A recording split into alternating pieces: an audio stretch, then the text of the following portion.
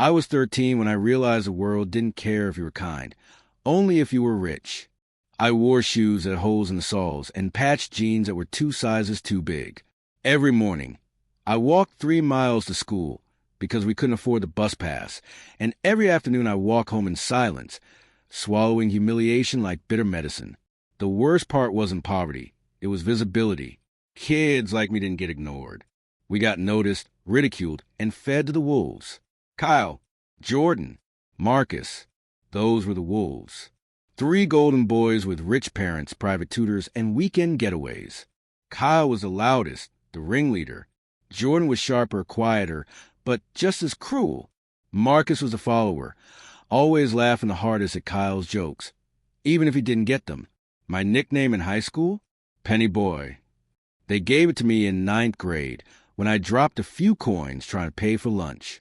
Kyle made a spectacle of it, crawling on the floor in the cafeteria, pretending to help while yelling, "Let's help Penny Boy find his retirement fund."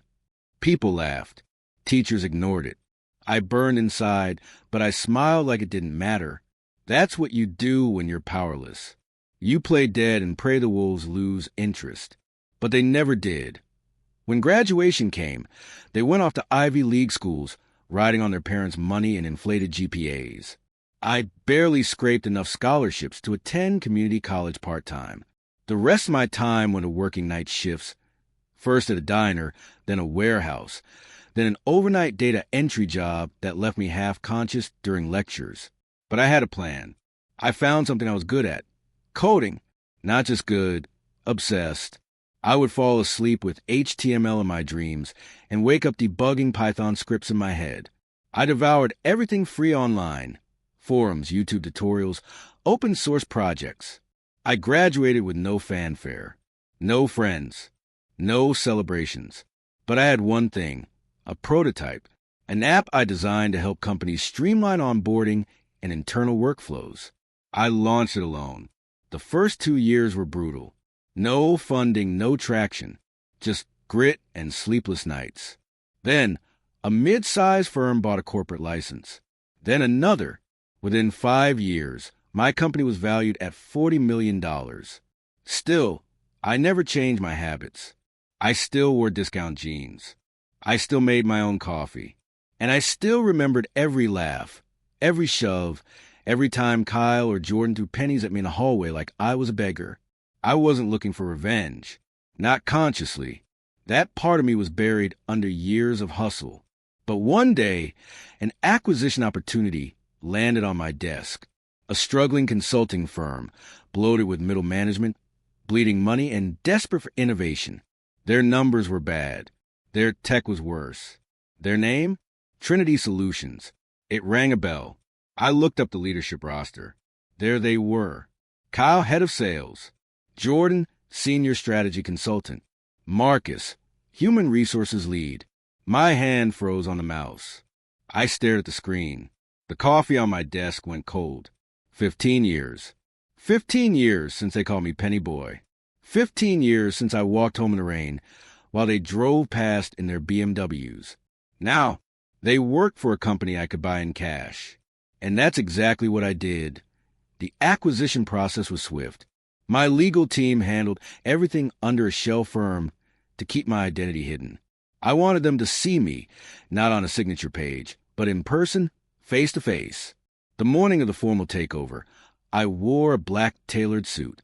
First time in my life, I'd spent more than $300 on clothing. Still felt weird, but necessary. When I walked into that boardroom, my heart wasn't pounding. It was steady, cold, focused. There were 10 executives at the long glass table. Only 3 faces mattered. Kyle looked the same, older, thicker, more tired, but the arrogance hadn't faded. Jordan was dressed like he still lived in an MBA brochure. Marcus looked like a man clinging to relevance. I took the head seat. The chair was still warm from the previous CEO. "Gentlemen," I said, "I'm your new boss." They blinked. Jordan leaned forward, squinting. "Have we met before?" Kyle frowned. "Wait, no way." Then it hit him. The recognition twisted his face. "Penny Boy," he whispered. I smiled. "No, CO Penny Boy. The next hour was a corporate massacre. I laid out the redundancies, the inefficiencies, the performance audits. Kyle tried to speak up, but I cut him off. We'll be reviewing every leadership role individually. Your department has the lowest ROI in the company. Jordan tried to charm me, talking about long-term visions. I slid a document across the table, an email from a client complaining about his condescension. Marcus tried to play peacemaker, talking about corporate culture.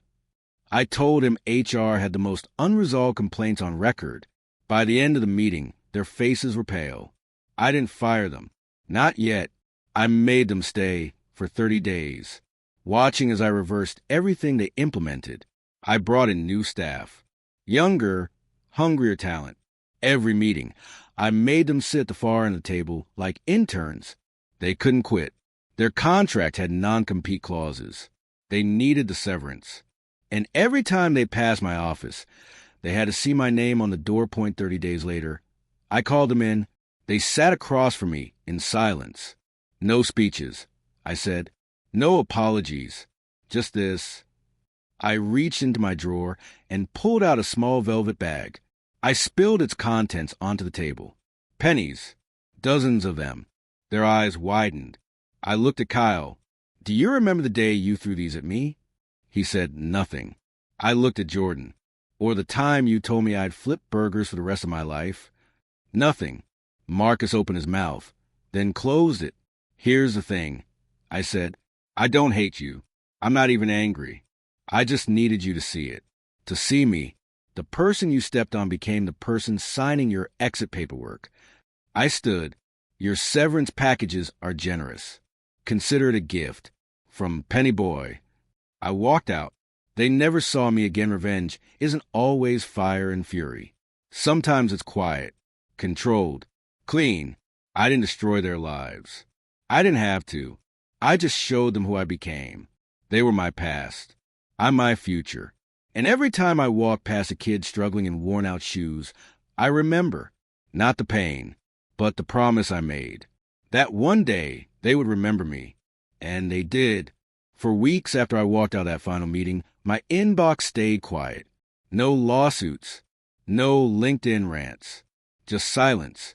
But then something strange started happening. Messages, not from them, but from people who used to sit at the same table. Junior staffers, former interns, even a few clients. They thanked me, not for firing anyone, but for changing the tone, for walking in and ripping out the quiet rot that had been choking the place for years. Apparently, Kyle's department ran on threats. Jordan routinely took credit for other people's work. Marcus let internal complaints rot in HR drawers like forgotten trash. What I thought was just childhood bullying grown older had metastasized into something corporate, systemic, hidden behind email signatures and performance reviews. In trying to close a personal loop, I had unknowingly liberated an entire workplace.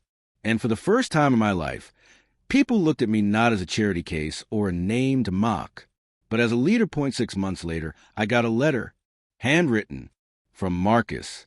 I almost tossed it, but curiosity won. It was simple. He didn't ask for forgiveness. He didn't justify what they did. He just acknowledged it. We thought we were funny. We were cruel. You didn't deserve it. And the fact that you treated us better than we treated you, that humbles me. He ended it with one sentence that stuck with me for days. I hope you sleep better at night than I do. And honestly, I did. Not because I hurt them, but because I didn't.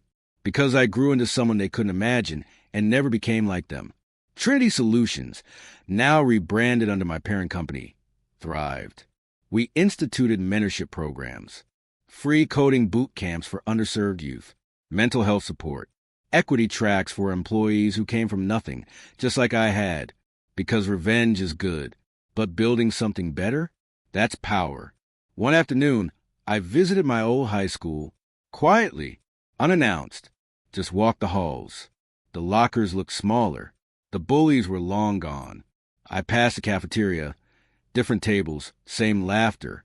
And then I saw a kid sitting alone in the hallway, eating lunch on the floor. Thin coat, broken backpack zipper. I reached into my pocket, pulled out my wallet, and walked over. I sat down next to him and asked if he liked computers. He blinked, surprised. Said yeah, but he couldn't afford one. I nodded, took out a business card.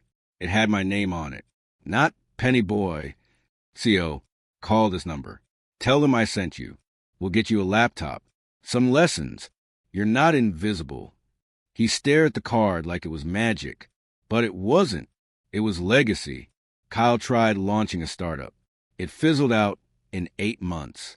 Jordan bounced between roles at mid-tier consulting firms, always between things. His LinkedIn was a rotating door of vague titles and strategic repositioning. Marcus, to his credit, joined a nonprofit. Last I checked, he was doing outreach for mental health in schools. Funny how life twists. But me? I kept building.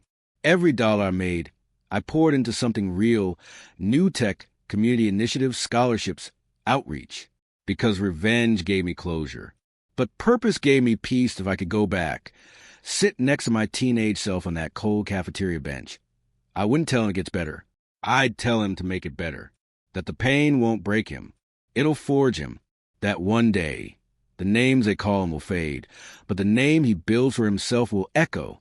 And that sometimes the best way to say, you were wrong about me, is to let them sit in silence while you succeed in full volume. If this story hit home, if you've ever been laughed at, looked down on, or told you'd never make it, know this.